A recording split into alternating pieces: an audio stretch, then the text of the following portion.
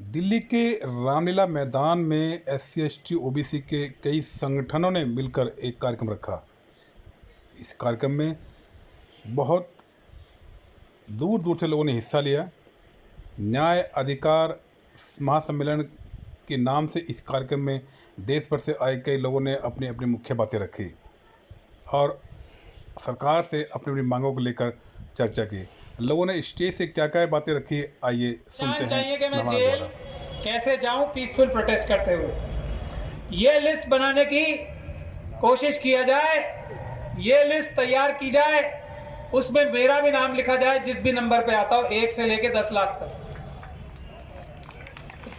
यही सबसे बड़ा टेस्ट है, यही मेरी गुजारिश है।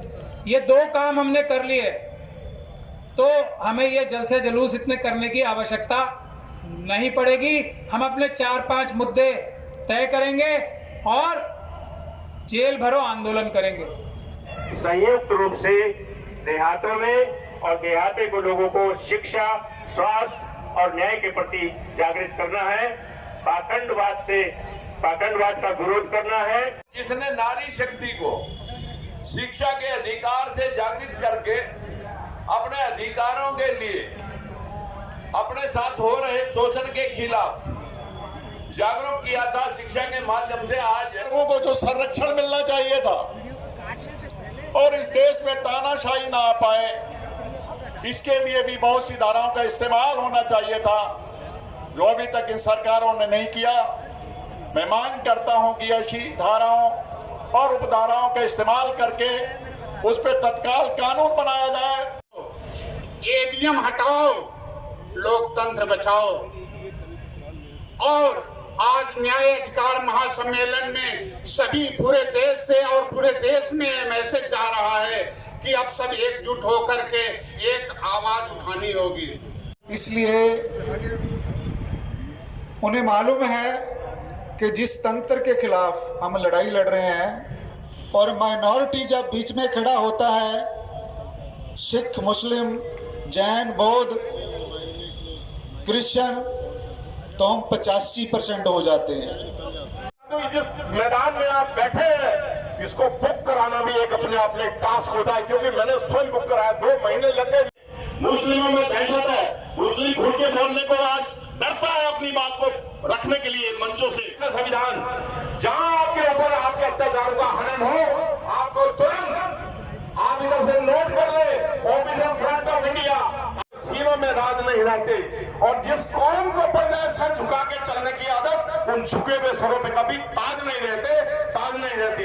इसलिए सर उठा के जियो। इसी बीच विशिष्ट मेहमानों ने स्टेज पर अपनी अपनी बात रखने के अलावा हमारे चैनल यानी खुला मंच से बात करते हुए अपने विचार कुछ यूं साझा किए। SC/ST OBC मैंने घुसा हुआ है, हम क्यों नहीं हो पा रहा है? इकट्ठा यूनाइटेड क्यों नहीं हो पा रहा है? सभी को नमस्कार करता हूं। जो आपने सवाल पूछा है कि SC ST और OBC एक क्यों नहीं हो पा रहा है ना, ये अलग अलग हैं, हम क्यों नहीं बन पा रहे। भगत कबीर जी का बहुत बढ़िया श्लोक है, सूरा सो पहचानिए जो लड़े दीन के हेत, पुरजा पुरजा कट मरे कबू ना छाड़ा खेत। के व्यक्ति वही सूरमा है जो गरीब, दीन, दुखी, अनपढ़ व्यक्ति के लिए लड़ाई लड़ता है। हमने क्या किया है कि OBC SC ST ने, जो हमारे पढ़े लिखे लोग हैं, जो डॉक्टर भीमराव अंबेडकर जी ने ये एक बात कही थी अतीत काल में कि मुझे मेरे गरीब लोगों ने धोखा नहीं दिया, मेरे पढ़े लिखे समाज ने मुझे धोखा दिया है।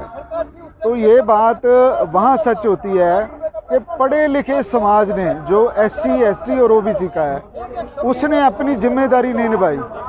अगर वो जिम्मेदारी निभाएं, जो जितनी परसेंटेज में वो पढ़े लिखे हो चुके हैं, तो ऐसा कोई भी कारण नहीं मुझे मिलता कि हम सत्ता का सुख ना ले पाएँ।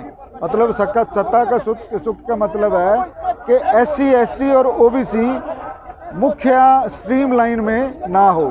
चाहे वो मीडिया है, चाहे वो राजनीति है, चाहे न्याय का क्षेत्र है, चाहे नौकरियां हैं, चाहे बिजनेस है, चाहे कामगार हाथकरघा जो है, हम सभी जगह आगे आ सकते हैं। आज 8 मार्च को महिला दिवस भी था और आज जो है हमारी प्रथम शिक्षिका सावित्रीबाई फुले जी की पुण्यतिथि है, तो आज मैं उनको श्रद्धा सुमन अर्पित करते हुए और आज जो सम्मेलन रामलीला ग्राउंड में हो रहा है, बहुसंख्यक समाज की हिस्सेदारी, उसकी जनगणना, तो ये एक बहुत अच्छा अहम सवाल आपने पूछा है कि लोग SC ST OBC माइनॉरिटी की बातें तो करते हैं लेकिन उसके हक और हिस्सेदारी देने को तैयार नहीं है, क्योंकि वो अमीर हैं, क्योंकि वो राज कर रहे हैं, क्योंकि वो उनके हकों को खाए हुए हैं, उनके सीटों पर बैठे हुए हैं। अगर वो हमारा हिस्सा हमें दे देंगे तो वो राजा नहीं बन पाएंगे, वो जो है भारत की जमीन पर जो है कब्जा नहीं कर पाएंगे, उसके संसाधनों को लूट नहीं पाएंगे। तो वो हमेशा बात तो SC ST OBC माइनॉरिटी की करते हैं लेकिन उनको हक नहीं देते, क्योंकि जिनको छीना हुआ है जिनसे, अगर वो उनको वापस दे देंगे तो वो खुद गरीब हो जाएंगे, वो खुद जो है उसी लाइन में खड़े हो जाएंगे जहां संविधान में लिखा हुआ है कि हर आदमी को जो है उसका हक अधिकार मिलना चाहिए, बराबर का मिलना चाहिए। हर सर का एक वोट है तो हर सर की हर चीज़ में 1-1 परसेंटेज जो है होनी चाहिए, चाहे वो नौकरी हो, चाहे वो राजतंत्र हो, चाहे वो जमीन हो, चाहे जंगल हो। देखिए कहते हैं कि जब किसी समाज का इतिहास मिटा दिया जाता है तो उसको शुरू से संघर्ष करना पड़ता है। अगर मैं कहूँ कि भाई आपको मैं मोबाइल नहीं दूंगी, आप पहले मोबाइल का खोज करो दोबारा से, मैं मोबाइल की कोई टेक्निक आपको नहीं बताऊंगी और कहूंगी कि मोबाइल का दोबारा से खोज करो, तो आपकी पीढ़ी निकल जाएगी उस मोबाइल को दोबारा खोज करने में। जब इस SC ST OBC माइनॉरिटी का इतिहास बिल्कुल नदारद कर दिया गया है और जो इनकी आवाज़ उठाता है उनको जो है, जैसे बाबू जगदेव प्रसाद जी को जो है गोली मार दी गई थी, मंच पर ही गोली मार दी गई थी, तो ऐसे बहुत सारे आप हमारे कुछ नेता चुनाव लड़ते हैं, उनको वहीं पर जो है मार दिया जाता है। तो ये जो भी उन्हें जगाने की कोशिश करता है, इतिहास बताने की कोशिश करता है, तो ये लोग उनकी हत्याएं करवा देते हैं। आपने देखा कि रामलीला ग्राउंड में बसें बहुत सारी आने को वो हैं, उतारू हैं, लेकिन दिल्ली में इतना ट्रैफिक जैम है कि हमें यहाँ से आते हुए भी बहुत परेशानी हुई, क्योंकि ये लोग डरते हैं कि ये बैकवर्ड जिस दिन जाग गया, ये 52% बैकवर्ड 1931 में था, अब अगर गिनती करवाएं उसकी तो ये 62% हो गया होगा। तो अगर ये जाग गया तो इस देश से लुटेरों का राज खत्म हो जाएगा और कमेरों का राज आ जाएगा। इसीलिए ये पूरे प्रपंच जो है अपनाते हैं, ट्रैफिक जाम कराओ। रामलीला मैदान देखिए कितनी मुश्किलों के साथ जो है हमने बुकिंग करानी होती है, अब कह रहे हैं 1 महीने के लिए कोई बुकिंग ही नहीं है। बताओ, कोई रामलीला यहाँ होनी नहीं, कुछ और होना नहीं, लेकिन ये 2024 को देखकर कि ये बैकवर्ड ना जाग जाए, ये SC ST OBC एक ना हो जाए, तो हर तरीके के षड्यंत्र ये हम लोगों पर लागू कर रहे हैं, हमें बेरोजगार कर रहे हैं, हमें जो है प्रताड़ित कर रहे हैं और हमें छोटे छोटे चीज़ों पर रुला रहे हैं। हमारे आरक्षण को, हमारी जो रिप्रेजेंटेशन है, इसको ख़त्म कर रहे हैं। हर तरीके से हमको तोड़ने की कोशिश इनकी जारी है, लेकिन हम भी मानेंगे नहीं और एक होकर जो है ना दम लेंगे।